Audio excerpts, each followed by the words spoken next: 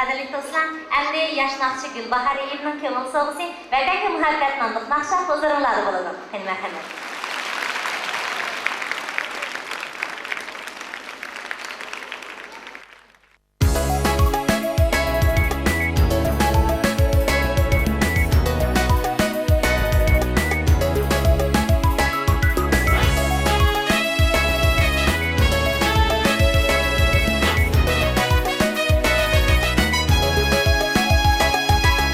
Vətənim bağı bostanı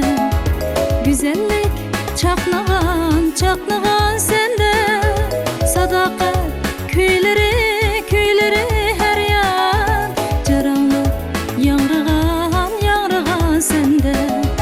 Sadaqat köyləri hər yan Caranlıq yanrıgan sende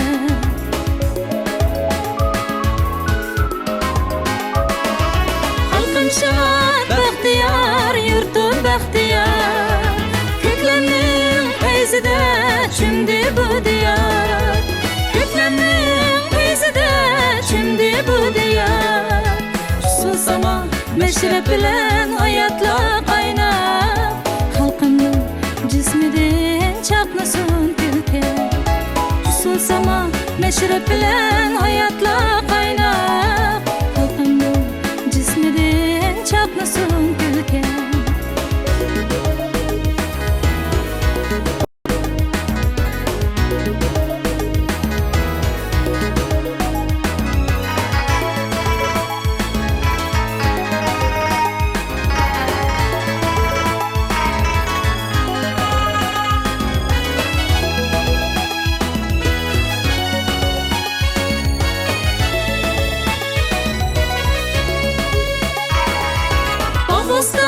Yeşilzar kuşlar sayrıgan Səpillik bir bahar açmaqda qucaq Səpillik bir bahar açmaqda qucaq Atlandı merdane